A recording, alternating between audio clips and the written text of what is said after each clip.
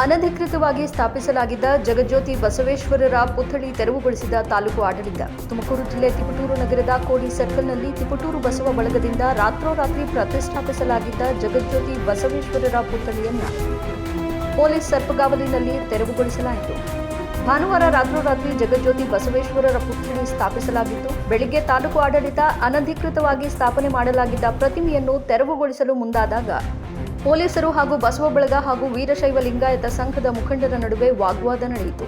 ವಿಶ್ವಕ್ಕೆ ಬೆಳಕು ನೀಡಿರುವ ಬಸವೇಶ್ವರರ ಪುತ್ಥಳಿ ಯಾವುದೇ ಕಾರಣಕ್ಕೂ ತೆರವುಗೊಳಿಸಬಾರದು ಎಂದು ಒತ್ತಾಯಿಸಿ ಕೋಡಿ ಸರ್ಕಲ್ ಬಳಿ ಸಾವಿರಾರು ಜನ ಜಮಾಯಿಸಿ ಪ್ರತಿಭಟನೆ ನಡೆಸಿದರು. ಸ್ಥಳಕ್ಕೆ ಆಗಮಿಸಿದ ಅಡಿಷನಲ್ ಎಸ್ಪಿ ಮರಿಯಪ್ಪ ಸಂಧಾನ ಸಭೆ ನಡೆಸಿ ಸರ್ಕಾರದ ಅನುಮತಿ ಇಲ್ಲದೆ ಪ್ರತಿಮೆ ಸ್ಥಾಪನೆಗೆ ಅವಕಾಶವಿಲ್ಲ, ಚುನಾವಣಾ ನೀತಿ ಸಂಹಿತೆ ಜಾರಿಯಲ್ಲಿರುವ ಕಾರಣ ಅನುಮತಿ ಇಲ್ಲದೆ ಯಾವುದೇ ಕಾರ್ಯಕ್ರಮ ಹಾಗೂ ಚಟುವಟಿಕೆ ಇಲ್ಲದ ಕಾರಣ ಪುತ್ಥಳಿ ತೆರವುಗೊಳಿಸಲಾಗುವುದು ಎಂದರು. ತೆರವುಗೊಳಿಸಿದ ಬಸವೇಶ್ವರರ ಪುತ್ಥಳಿಯನ್ನ ನಗರಸಭೆ ಕಚೇರಿ ಬಳಿ ಸುರಕ್ಷಿತವಾಗಿ ಇಡಲಾಗುವುದು. ಸರ್ಕಾರದ ಅನುಮತಿ ನಂತರ ಪುತ್ಥಳಿ ನಿರ್ಮಾಣಕ್ಕೆ ಅವಕಾಶ ಕಲ್ಪಿಸುತ್ತೇವೆ ಎಂದು ತಿಳಿಸಿದಾಗ ಕೆಲ ಯುವಕರ ಗುಂಪು ಪುತ್ಥಳಿ ತೆರವಿಗೆ ವಿರೋಧ ವ್ಯಕ್ತಪಡಿಸಲು ಮುಂದಾಯಿತು. ಹಾಗಾಗಿ ಪೊಲೀಸ್ ಸರ್ಪಗಾವಲಿನಲ್ಲಿ ಪ್ರತಿಮೆ ತೆರವುಗೊಳಿಸಲಾಯಿತು. ಪ್ರತಿಭಟನೆಯಲ್ಲಿ ತಿಪಟೂರು ಷಡಕ್ಷರ ಮಠದ ಪೀಠಾಧ್ಯಕ್ಷರಾದ ಶ್ರೀ ರುದ್ರಮುನಿ ಸ್ವಾಮೀಜಿ, ಮಾಜಿ ಶಾಸಕ ಬಿ ನಂಜಾಮರಿ, ನಿವೃತ್ತ ಪೊಲೀಸ್ ಅಧಿಕಾರಿ ಲೋಕೇಶ್ವರ್, ನಗರಸಭಾ ಸದಸ್ಯ ಯೋಗೇಶ್, ಮಾಜಿ ಸದಸ್ಯ ನಿಜಗುಣ ಮುಂತಾದವರು ಉಪಸ್ಥಿತರಿದ್ದರು.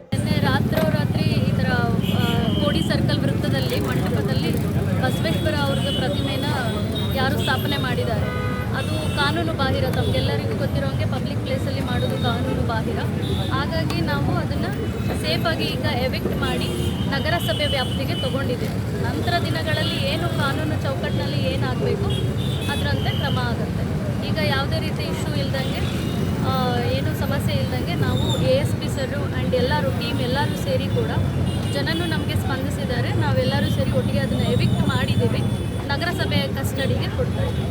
ಯಾರು ಇಟ್ಟಿದ್ದಾರೆ ಅಂತ ಮಾಹಿತಿ ಏನಾದರೂ ನಿಮಗಿದೆಯಾ? ಇನ್ನವರೆಗೂ ಇಲ್ಲ. ಆ ಮಾಹಿತಿ ಸದ್ಯದಲ್ಲೇ ತೊಗೊಂಡು ಅವ್ರ ಮೇಲೆ ಕ್ರಮನೂ ಆಗುತ್ತೆ, ಕಾನೂನು ರೀತಿ ಕ್ರಮನೂ ತೊಗೊಂಡಿದ್ದೀವಿ. ಏನು ನಮ್ಮ ಕೋಡಿ ಸರ್ಕಲ್ನಲ್ಲಿ ಒಂದು ಪೂಜ್ಯ ಬಸವೇಶ್ವರರ ಐಡಲ್ಸನ್ನು ಇಟ್ಟಿದ್ರು, ಆ ವಿಚಾರದಲ್ಲಿ ನಾವು ಸ್ಥಳಕ್ಕೆ ಬಂದಿದ್ದೇವೆ. ಪರಿಶೀಲನೆ ಮಾಡಿದಾಗ ಯಾವುದೇ ಅನುಮತಿ ಇಲ್ಲದೆ ಮಾಡಿದ್ದಾರೆ. ಸದ್ಯಕ್ಕೆ ಕೋಡ್ ಆಫ್ ಕಂಡಕ್ಟ್ ಎಲ್ಲ ಇತ್ತು. ಅದು ಅಲ್ಲಿ ಯಾರು ಇಟ್ಟಿದ್ರು ಆ ನಾಗರಿಕರಿಗೆ ಗೊತ್ತಾಗಿರಲಿಲ್ಲ. ಅವ್ರಿಗೆ ನಾವು ಕನ್ವಿನ್ಸ್ ಮಾಡಿದ್ದೇವೆ. ಕನ್ವಿನ್ಸ್ ಮಾಡಿ ಹಿಂದೆ ಅವರೆಲ್ಲ ಮನವಿ ಕೊಟ್ಟಿದ್ದಾರೆ ಅಲ್ಲಿ ಇಡಬೇಕಂತ ಹೇಳಿಬಿಟ್ಟು, ಇಲ್ಲೂ ಅವರಿಗೆ ಸ್ಯಾಂಕ್ಷನ್ ಆಗಿರಲಿಲ್ಲ, ಪರವಾನಗಿನೂ ಸಹ ಕೊಟ್ಟಿರಲಿಲ್ಲ. ಆಗ ಈ ಕೋಡ್ ಆಫ್ ಕಂಡಕ್ಟ್ ಹಿನ್ನೆಲೆಯಲ್ಲಿ ಇಟ್ಟಿರ್ತಕ್ಕಂಥದ್ದು ಬಾಹಿರ ಅಂತೇಳಿ ಅವ್ರಿಗೆ ನಾವು ಕನ್ವಿನ್ಸ್ ಮಾಡಿದ ಮೇಲೆ ಅವ್ರು ಒಪ್ಕೊಂಡಿದ್ದಾರೆ.